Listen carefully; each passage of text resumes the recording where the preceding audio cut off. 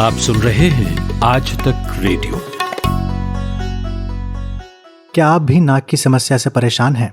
Smell नहीं आती, कभी नाक बंद रहती है या कभी कभार नाक से खून आता है? तो घबराइए मत। हेलो डॉक्टर में आज बात इसी विषय पर।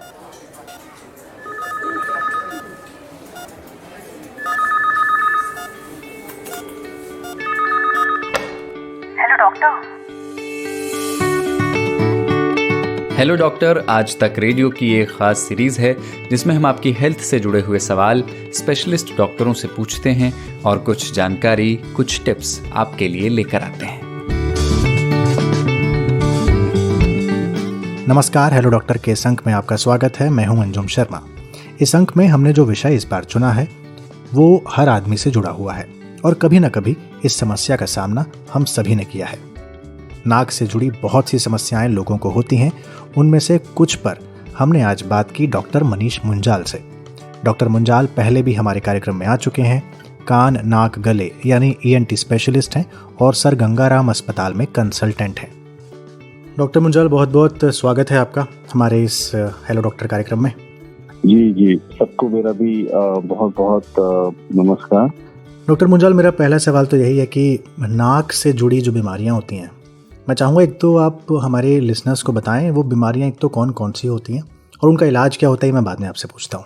ये हमारी श्वास नली का सबसे पहला कह सकते हैं जो हिस्सा है जिसमें हवा अंदर जाती है, और नाक का जो हमारे शरीर में कार्य है वो मेनली फिल्ट्रेशन एंड कंडक्शन का काम है। यानी कि जो बाहर की सारी मिट्टी, धूल, वायरसेस, बैक्टीरिया होते हैं उनको छानने का काम। और दूसरा एक बहुत इम्पोर्टेंट काम है वो है जो टेम्परेचर रेगुलेशन, यानी कंडक्शन से जो टेम्परेचर रेगुलेशन होती है, जो हवा बाहर की ठंडी हवा हमारी छाती के अंदर जब जाती है तो वो नॉर्मल बॉडी टेम्परेचर की हो जाती है, या बाहर की कोई बर्फीली हवा जब नाक से होती है एक आदमी के चेस्ट में जाती है तो हो जाती है। अगर ये फंक्शन ना हो नाक में तो बहुत जल्दी छाती वगैरह खराब हो सकती है। और खैर तीसरी चीज तो है ही, किसी की आदमी की नाक चेहरे पे सही तरह से ना लगी हो तो कोई उसको देखेगा नहीं, तो ब्यूटी पॉइंट तो है ही। ये तीन मेन चीजें हमारी नाक फंक्शन करती है और इसी के आसपास से ये सब बीमारियां बनती है। फॉर एग्जाम्पल सबसे जो कॉमन हम लोग नाक से जुड़ी बीमारियां देखते हैं वो हैं एलर्जी की बीमारियां, जो कि आपको हर सीजन चेंज होने पे या धूल मिट्टी के इम्पैक्ट से हो सकती है। इसको हम एलर्जिक राइनाइटिस कहते हैं और ये एक बहुत कॉमन बीमारी है। इसके बाद इससे बड़ी बीमारियां होती हैं जैसे साइनस की प्रॉब्लम। नाक जो आप देखते हैं उसके साथ साथ कुछ हवा के चैम्बर्स होते हैं जिनको हम साइनसेस कहते हैं।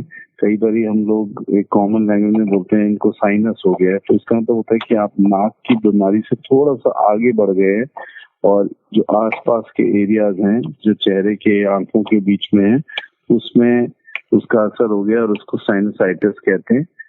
तो ये एलर्जिक या इसमें इन्फेक्शन हो जाता है और ये एक तकलीफदेह चीज है जो कई लोगों को तकलीफ देती है।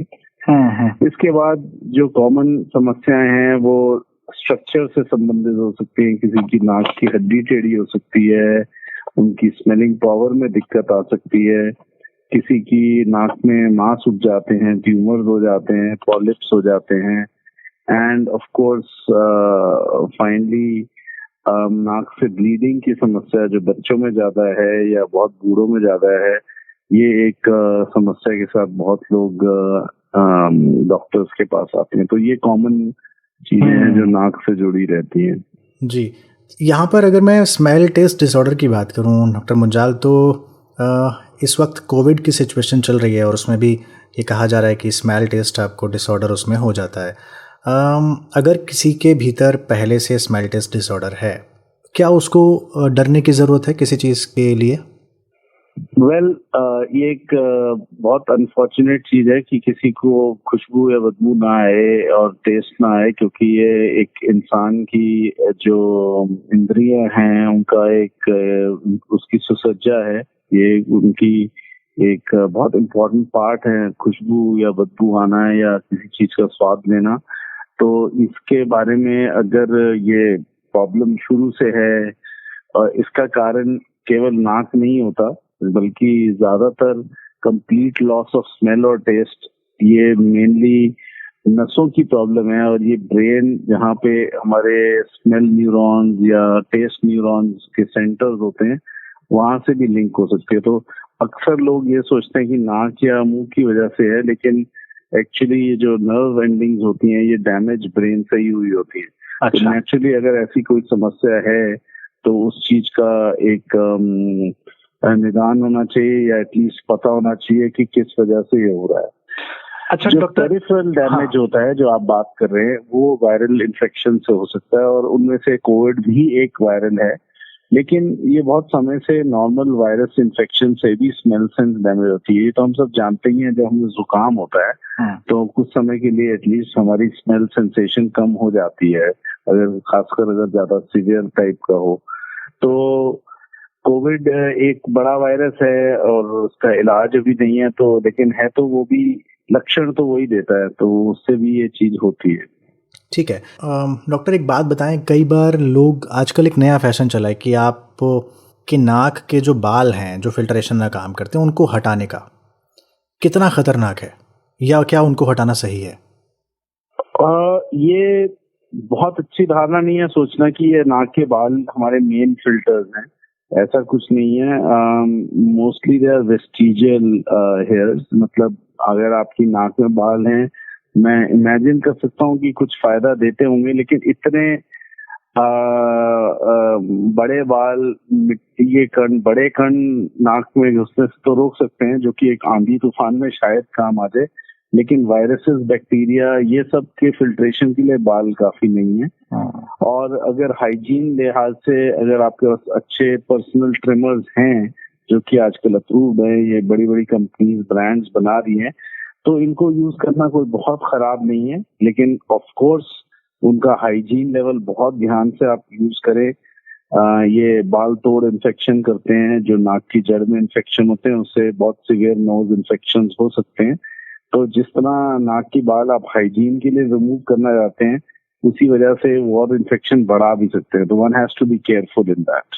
डॉक्टर मुंजाल, बहुत विस्तार से आप सब बता रहे हैं, लेकिन एक ब्रेक के लिए हमें यहाँ रुकना होगा। ब्रेक के बाद लौटेंगे तो बात नोज ब्लीडिंग की करेंगे। सुनते रहिए आज तक रेडियो। आज तक रेडियो अब सुनिए आज तक की मोबाइल एप्लीकेशन पर भी। प्ले स्टोर से आज तक की मोबाइल ऐप डाउनलोड करें। ऐप में आपको सबसे ऊपर राइट साइड में 3 आइकन दिखेंगे, उनमें से एक जो सबसे बीच में है वो है आज तक रेडियो का आइकन। तो उसे उंगली से जरा सा छू दीजिए और खुल जाएगा हमारा पिटारा, जिसमें क्या है, न्यूज़ तो हर जगह है, पर हमारे यहाँ न्यूज़ है सही कॉन्टेक्स्ट के साथ। खबर तो आ गई, पर खबर से आगे की बात क्या है, उसका एनालिसिस आपको हमारे यहाँ मिलेगा। और इस ठिकाने पर सिर्फ खबरें ही नहीं हैं, ज्ञान की बातें हैं, मज़ेदार किस्से हैं, बतकही है और भी बहुत कुछ है, जिसका स्वाद लेने के लिए इस गली के चक्कर लगाते रहें। आज तक रेडियो कहते हैं इसे, सुनता है सारा जहां।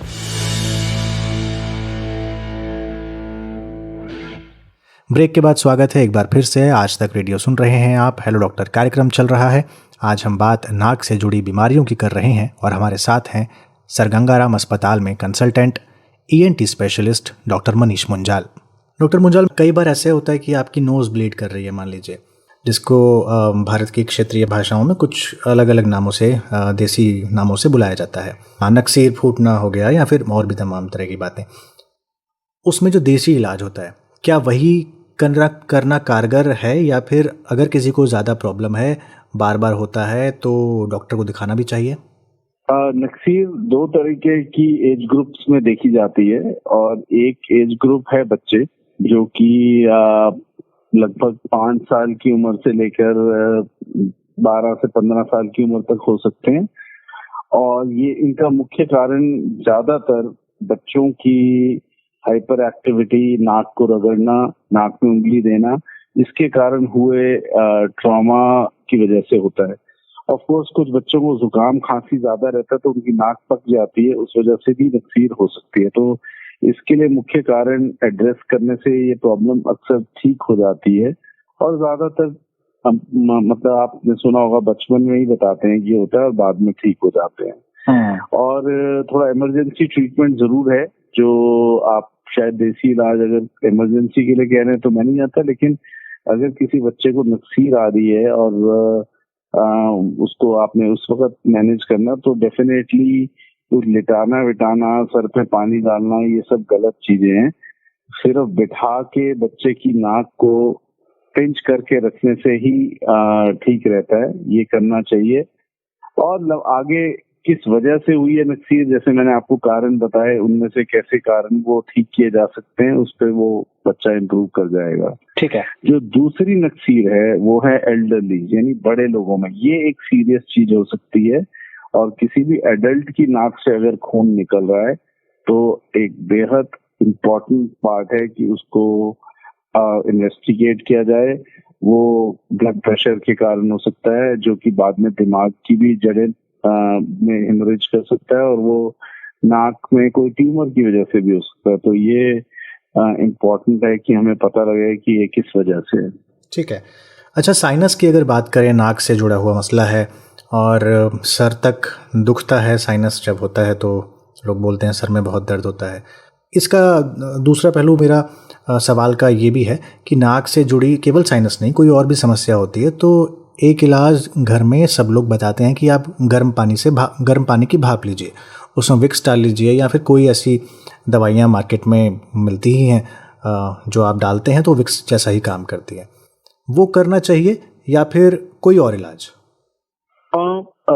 भाप लेना एक हेल्दी एक्टिविटी है, और बहुत समय से स्टीम बंद नाक में जो साइनस के छोटी छोटी ओपनिंग्स होती हैं उनको खोलने में हेल्प करती है। तो इसलिए कुछ हद तक स्टीम इनहेलेशन इज हेल्पफुल। बहुत ज्यादा हार्मफुल केमिकल्स डालना, जहाँ तक थोड़ा बहुत ये विक्स वगैरह, यूकलिप्टस ऑयल की बात कर रहे हैं आप, तो ये इज सेफ, बट इसका ओवर यूज भी, नाक अंदर ऑयल्स हैं आफ्टर ऑल, ये केमिकल ऑयल्स, तो ये थोड़ा नुकसान भी करते हैं। तो थोड़ा बहुत ठीक है, लेकिन ज्यादा नहीं। But steam can never be wrong. लेकिन किसी को अगर साइनस की प्रॉब्लम बार बार है तो केवल देसी पे रहना भी गलत होगा, क्योंकि ये बाद में अंदर जमना शुरू हो जाता है, और कभी कभार बहुत ही परेशानी भरे सिचुएशंस, जैसे चेहरे पे सूजन, आंखों में दर्द, आंखों में रेडनेस आना, बहुत इंटेंसिव हेडेक्स, ये सब चीजों में मैनिफेस्ट हो सकता है। और इसका इलाज जो कि कुछ अर्लियर टाइम में हम दवाइयों से कर सकते थे, उसी चीज को फिर बाद में ऐसी स्थिति आ जाती है कि सर्जरी वगैरह भी करनी पड़ जाती है। और एक सवाल मेरा वो है स्नोरिंग को लेके। हर किसी को समस्या है, नाक बजना, नाक खर्राटे लेना, और सब इससे दुखी रहते हैं। खासकर बच्चे, जब उनके माँ बाप की नाक बजती है तो खासा दुखी रहते हैं इस चीज़ से। तो क्यों एक तो स्नोरिंग होती है, एक लेवल के बाद कितनी खतरनाक हो जाती है, और इसका इलाज क्या है? जी अंजुम, ये आपने जो मुझे स्नोरिंग की समस्या बताई है, ये एक समस्या, एक पूरा अपने आप में बड़ा टॉपिक है, और मैं इसके बारे में कभी आपसे एक प्रोग्राम पर विस्तृत तरीके से जरूर कहूंगा, जो स्नोरिंग डिसऑर्डर्स है। लेकिन फिलहाल क्योंकि आपने ये सवाल पूछा है, मैं इसके बारे में बता। हाँ, मुझे संक्षेप में छोटा सा जवाब दे दे। मैं वादा करता हूँ कि अगली बार जो मैं हेलो डॉक्टर करूंगा वो स्नोरिंग डिसऑर्डर पे करूंगा। स्नोरिंग एक साउंड है जो कि नींद में अक्सर सोचा जाता है नाक से निकलती है, लेकिन इसका और जो सही जगह है जहाँ उत्पन्न होनी, वो नाक के पीछे एक टिश्यू होता है जिसको हम पैलेट कहते हैं, जो गावा भी जिसको कॉमन लैंग्वेज में कहते हैं, उसकी फ्लटरिंग से आवाज आती है, और बहुत ज्यादा नाक की हड्डी टेढ़ी हो तो भी आती है। लेकिन स्नोरिंग अपने आप में, हल्की स्नोरिंग कोई बहुत बड़ी बीमारी नहीं है। इसको एक सोशल प्रॉब्लम ज्यादा माना जा सकता है, और इसके इलाज के लिए बॉडी पोजीशंस, थोड़ा बहुत जुकाम वगैरह का निदान, ये चीजों से इसका आराम आ जाता है। लेकिन हेवी स्नोरिंग, बच्चों में मुंह खुला रह के खींचना सांस, या बड़ों में स्नोरिंग करते करते सांस का बीच में टूटना, ये इससे एक बड़ी समस्या जिसको हम स्लीप एपनिया कहते हैं उसके लक्षण हैं। और इसमें हम लोग सेहत से इसको डायरेक्टली लिंक करते हैं कि भाई बॉडी में ऑक्सीजन कम जा रही है। तो छोटे बच्चों में स्नोरिंग का मुख्य कारण मुंह खोल के सोना और ये सब चीजों का कारण है नाक के पीछे एक दूध होता है, टिश्यू होता है जिसको एडिनोइड्स कहते हैं, उसकी लार्ज इनलार्जमेंट से ये होता है। और ये छोटे बच्चों में 4 साल से लेकर 12 साल की उम्र तक देखा जाता है। जरूरत से ज्यादा बड़े होने पर इनका रिमूवल, इसका इलाज है जो कि दूरबीन की सर्जरी से हो सकता है। ठीक है। और बड़ों में जो स्नोरिंग के कारण हैं वो केवल आंख ही नहीं है, आपका वजन है। अगर आप को छोटे समय में आपने देखा होगा, जो किसी की नई नई शादी होती है वो 2-2.5 साल में 10-12 किलो जमा कर लेते हैं शरीर में, ढीले पड़ जाते हैं, घर गृहस्थी में बिजी हो जाते हैं, बिजनेस में बिजी हो जाते हैं, और ये 30-35 की साल में उम्र में खूब खराटेदार आदमी बन जाते हैं। तो ये लक्षण खराब है। इसका मतलब आपकी बॉडी ढीली पड़ रही है और सांस जब उसमें जा रही है तो वो आवाज कर रही है। तो ऑब्स्ट्रक्शन के लक्षण जो हैं उनके फिर कारण देखने जरूरी हैं। वेट रिडक्शन, एक्सरसाइज, डाइट, इन सब पे ध्यान देते हुए ठीक करना। और जो छोटे मोटे नाक और उसकी ऑब्स्ट्रक्शन है वो तो ईएनटी डॉक्टर आपको हेल्प करेंगे ही। देख के अगर बहुत ज्यादा है तो उनको करेक्ट भी साथ साथ में किया जा सकता है। कुछ और आगे डिवाइसेस आते हैं जो लगा के आराम आ सकता है। जैसे मैंने कहा कि ये बहुत बड़ा टॉपिक है, मैं आपको कभी बताऊंगा। और कुछ सर्जरी भी हैं जो इसमें हेल्प करती हैं बाद। ठीक है, बहुत बहुत शुक्रिया डॉक्टर मुंजाल, आपने बहुत विस्तार में साइनस से जुड़ी समस्याओं के बारे में हमसे डिस्कशन की। स्मेल टेस्ट डिसऑर्डर पे हमने बात की, नेजल कंजेशन, नोज ब्लीडिंग पर हमने बात की। आपने हमारे लिए समय निकाला, बहुत बहुत शुक्रिया आपका। आपका पॉडकास्ट बहुत अच्छे रिव्यूज पे सब हमें बताते हैं, तसल्ली बख्श आप तरीके से सबको जानकारी देते हैं। मेरी आपके लिए शुभकामनाएं और आगे भी आप ऐसे ही करते रहेंगे। जरूर, बहुत शुक्रिया। तो ये था आज का हेलो डॉक्टर, जिसमें हमने नाक से जुड़ी समस्याओं की बात की। आपको हमारा ये अंक कैसा लगा? आप अपना फीडबैक हमें ईमेल कर सकते हैं। हमारा ईमेल पता है radio@aajtak.com। यदि आप भी डॉक्टर से कोई सवाल पूछना चाहते हैं या चाहते हैं कि हम किसी विषय को उठाएं, उस पर बात करें, तो वो भी हमें ज़रूर लिख कर भेजें अपने नाम और पते के साथ। ईमेल पता वही है radio@aajtak.com। अगले मंगलवार फिर से हाजिर होंगे आपके हेल्थ से जुड़े नए सवालों और उनके जवाबों के साथ। तब तक के लिए मुझे यानी अंजुम शर्मा को दीजिए इजाज़त और अपनी सेहत का खूब ख्याल रखिए। नमस्कार।